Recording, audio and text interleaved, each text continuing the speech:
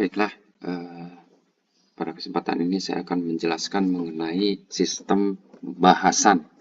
Ya, bahasan ini singkatan dari Bahasa Perbatasan Indonesia. Ya.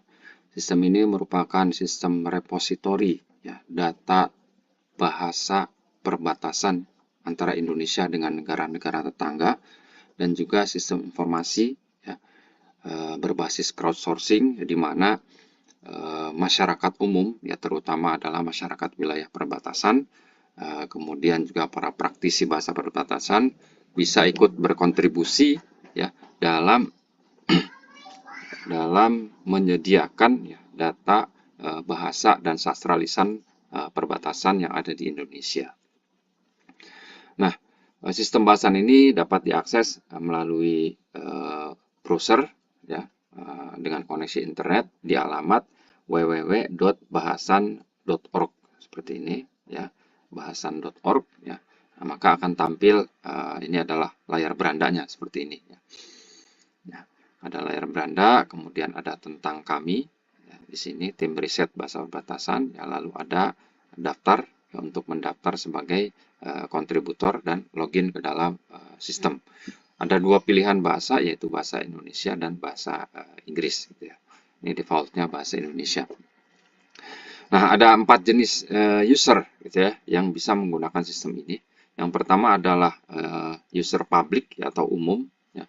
Nah, di mana user public ini adalah user yang tidak perlu login, ya. Nah, dia bisa mencari, ya, kata, ya, atau percakapan-percakapan yang diutarakan dalam bahasa-bahasa perbatasan. Pada saat ini, ya, di sistem kami, ya, karena baru 1 tahun kemarin kegiatan ini, itu ada 4 bahasa perbatasan, ya, yang sudah ada di dalam sistem, yaitu Bidayuh Sanggau, Embaloh, Iban, dan Melayu Sanggau, gitu ya. Nah, kita bisa mencari, gitu ya, contoh kata-kata dalam bahasa daerah ini, gitu ya.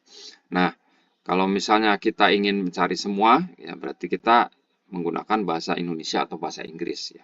Contohnya misalnya saya ingin melihat seperti apa bahasa perbatasan itu untuk kata makan, gitu ya, dalam bahasa Indonesia. Kita cari, nah, maka akan muncul seperti ini, gitu ya. Jadi makan ini, ya, ada verb, noun, adjektif, kemudian ada di bahasa Embaloh, ya. Bahasa Embaloh ini makan itu angkan. Nah, ini contoh-contoh penggunaannya adalah seperti ini. Contohnya misalnya, ya, saya tidak mau makan pare dan sebagainya. Nah, kita bisa mendengarkan ucapan, ya, dalam bahasa tersebut, misalnya contoh, ya, angkan. Angkan, Nah, seperti itu, ya. angkan, Nah, ya. Oke, nah ini adalah user public, ya, atau umum, gitu ya.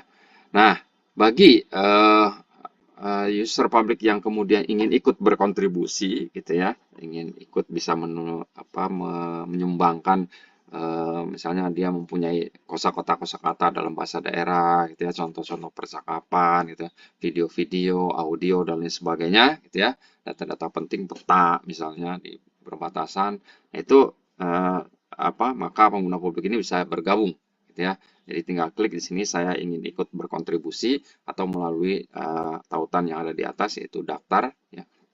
Nah, kemudian masukkan nama lengkap, ya, kemudian email, gitu ya, seperti ini misalnya, gitu ya.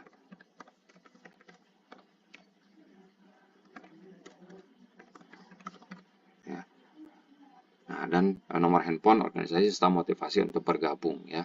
Masukkan captcha-nya lalu daftar. Nah, maka sistem akan mengirimkan email konfirmasi ke email ini, gitu ya, yang dituliskan di situ, ya. Contoh email konfirmasinya adalah seperti ini, gitu ya. Nah, ya. Nah, di sini misalnya ini Anda telah terdaftar sebagai kontributor, ya, pada sistem bahasan, ya. Jadi cukup diklik tautan konfirmasinya, ya. Nah, kemudian user akan diminta untuk melengkapi data dan mengset password, ya, untuk masuk ke dalam sistem, gitu ya. Nah, setelah itu, ya, maka pengguna bersangkutan bisa login, ya, ke dalam sistem dengan klik di login di sini, ya, lalu memasukkan username atau email, ya, beserta password yang telah di-setnya, gitu ya, seperti ini misalnya.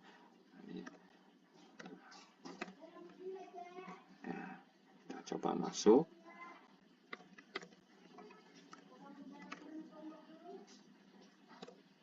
Oke, nah ini masuk ya. Nah, di sini Yusuf Irawan masuk ya sebagai kontributor di sini. Nah, ini ada 5 bahasa yang ada di kita, tapi satu bahasa testing, jadi ada 4 bahasa. Kemudian ini ada dictionary mengandung 6.287 kata, ada 476 contoh-contoh percakapan, ya ada 14 audio video, ya 3 sastra lisan dan 15 artikel ilmiah tentang bahasa-bahasa perbatasan. Nah, di sini ada pengaturan seperti mengubah password gitu ya, mengubah profil user gitu ya, melihat user yang aktif dan lain sebagainya. Nah, utamanya adalah ada di menu language data ini ya, language. Misalnya contohnya adalah di sini ada Embalo, Iban, Melayu Sanggau, Bidaya Bukar Sadung gitu ya. Kita misalnya klik yang di Embalo gitu ya. Kita klik. Di sini kita bisa melihat ya language ID-nya, spoken, distribusinya di mana saja, contoh-contoh katanya gitu ya, kamusnya, contoh-contoh percakapan, audio, video, sastra lisan gitu ya, peta-peta toponimi, nama-nama ya, nama-nama tempat, kemudian artikel dan others gitu ya. Seperti ini misalnya contohnya ya. Nah, kita lihat salah satu misalnya contohnya. Ini contoh kamus gitu ya yang ada di bahasa Embalo. Lalu ini adalah contoh-contoh percakapan gitu ya. Nah, gitu ya. Dan ini contoh-contoh audio gitu ya misalnya. Nah, sebagai kontributor maka kontributor bisa ikut memasukkan data gitu ya. Memasukkan data dan mengubah data yang di inputnya gitu ya. Contohnya jika misalnya Yusuf Irawan ini mengetahui ya gitu ada kata-kata yang baru gitu ya di dalam bahasa Embalo ini, ya dia bisa menginsert ya kata-kata baru tersebut gitu ya beserta terjemahannya dalam bahasa Indonesia atau bahasa Inggris ya, kelas katanya apa dan sebagainya ya, sehingga masuk ke dalam sistem seperti itu. Nah, data yang diinput oleh pengguna gitu ya, itu tidak langsung bisa tampil di beranda tadi gitu ya, juga bisa dicari, tapi harus dilakukan verifikasi oleh verifikator gitu ya. Nah, setelah diverifikasi maka statusnya nanti akan menjadi publish gitu ya. Nah, ketika di input pertama statusnya itu adalah in moderation gitu ya. Kalau diverifikasi oke, maka jadi publish ya. Kalau misalnya tidak oke, jadi tolak, akan menjadi rejected seperti itu, sehingga tidak bisa tampil di beranda gitu ya, tidak bisa diakses umum. Yang bisa diakses umum hanyalah yang berstatus publish gitu ya. Itu secara singkat mengenai fitur dari sistem bahasan ini gitu ya, oleh seorang kontributor gitu ya, ketika ingin ikut berpartisipasi ya, menyumbangkan datanya ke dalam repositori sistem bahasan ini gitu ya. Ini kita logout gitu ya. Nah, kemudian contohnya adalah verifikator misalnya gitu ya. Nah, verifikator ini saya login sebagai verifikator seperti ini.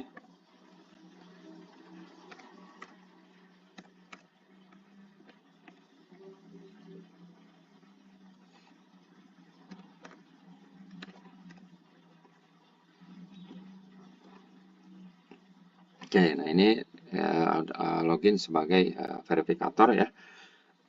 Nah, verifikator ini mempunyai hak ya untuk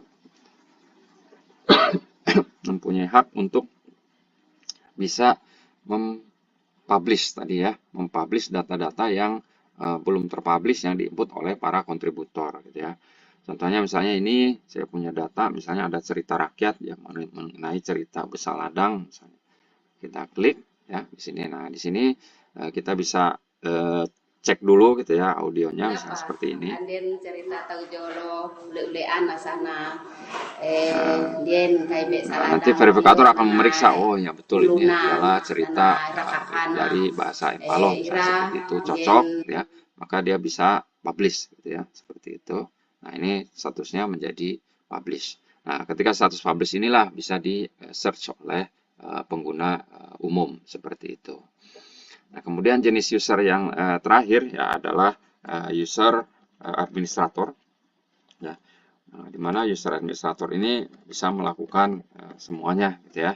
Nah, termasuk yang spesial adalah bisa melakukan pengelolaan user ya. Di sini akan muncul menu user management seperti ini.